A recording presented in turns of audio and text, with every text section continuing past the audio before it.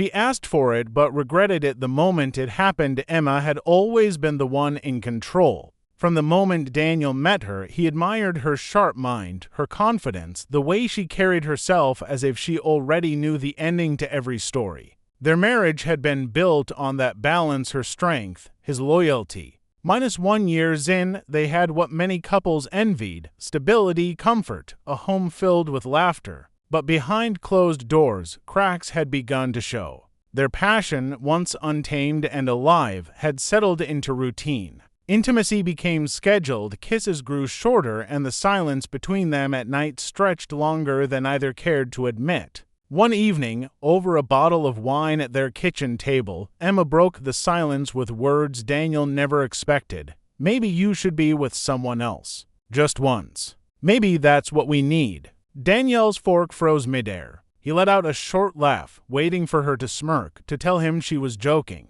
But she didn't. Her eyes were steady, her expression serious. "You can't be serious," he said. "I am," Emma replied, her voice calm. "We've fallen into something stale. I don't want to lose you, Daniel. But maybe if we push the limits, if you explore, you'll know you'll always choose me in the end." Her words unsettled him. She was asking him to betray her, but with her permission. The paradox made no sense. "Emma, that seems sane. Why would you even want that?" "Because," she said after a pause, "I'd rather face it on my terms than live in fear of you wandering on your own." For days, Daniel dismissed the idea, but Emma brought it up again and again. Each time, she spoke with that same calm logic, almost rehearsed. Slowly, her suggestion burrowed into him like a seed that refused to die. And then he met Claire. Claire worked in another department at his company. She was the opposite of Emma, carefree, reckless, living with no concern for tomorrow.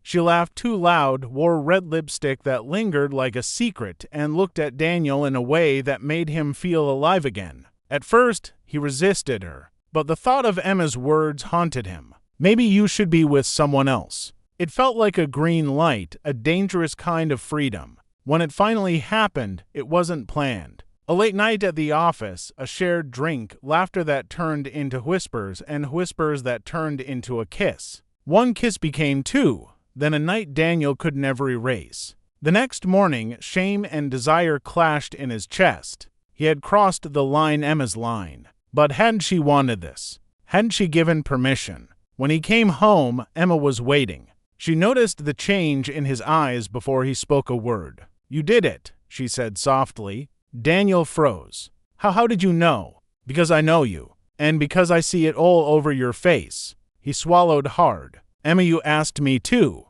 You wanted this." Her eyes filled with tears, but her voice sharpened. "I wanted the idea of it, Daniel, not the reality. I thought you'd refuse. I thought you'd prove me wrong and say, 'No, Emma, I only want you.' But instead you did it." Daniel's chest tightened. He stepped closer, reaching for her, but she pulled back. "You told me too," he shouted, his voice breaking. "And you chose to listen?" She snapped back. "You didn't fight. You didn't protect us. You just went." The days that followed were unbearable. Emma withdrew into herself, her smiles gone, her touches cold. Every time Daniel tried to explain, her silence cut deeper than words ever could. He replayed the moment again and again in his mind, her suggestion, his choice, Claire's lips, and the sickening realization that nothing would ever erase it. One night, Emma finally spoke again, her voice distant. "Do you know what hurts the most? It's not that you touched her. It's that you didn't hesitate. The second the door was open, you walked through it. And now, I can never unsee that." Daniel sat there, unable to respond, because deep down he knew she was right. He hadn't fought hard enough. He had wanted it, too. Weeks turned into months, and the marriage that once felt unshakable became a battlefield of resentment and regret. Emma couldn't forgive him, but worse, she couldn't forgive herself. She had asked for the very betrayal that destroyed them. And Daniel. He learned the cruelest truth of all: sometimes the worst betrayals are not the ones committed in secret, but the ones born from trust, spoken aloud, and carried out in the name of love.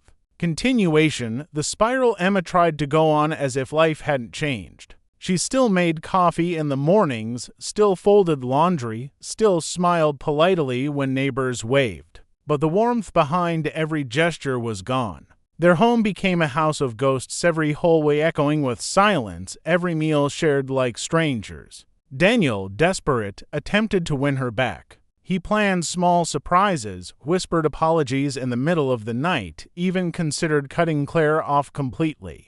But the truth was darker. Claire hadn't vanished from his mind. He told himself it had been a mistake, a one-time lapse. Yet in quiet moments, he replayed her laughter, the way her fingers traced his jaw, the fire Emma hadn't given him in years. One evening, Emma confronted him outright. "Tell me the truth, Daniel. Do you still see her?" His silence was answer enough. Emma's face crumpled, not with rage this time, but with exhaustion. She whispered, "Then it wasn't just my mistake, was it? It was yours too. You didn't just follow what I said, you wanted it."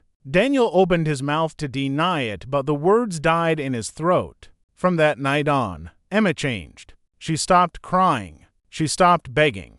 Instead, she grew colder, more calculating. When she spoke, it was with a quiet sharpness that cut deeper than shouting ever could. Meanwhile, Claire began to push for more. What started as an affair was no longer enough for her. She wanted Daniel fully. She wanted dinners together, trips, mornings in bed without fear of being caught. "Leave her," Claire said one night as they sat in her apartment. "She doesn't love you anymore. She only resents you. With me, you can start over." Daniel stared at the floor. "It's not that simple. She's my wife. She's my life." "No," Claire replied, leaning closer. "She was your life. You're with me now. And deep down, you know it feels real." He hated how much she was right. Emma, however, wasn't blind. She noticed the late nights, the sudden excuses, the way Danielle's phone seemed glued to him now. She didn't ask any more, she knew.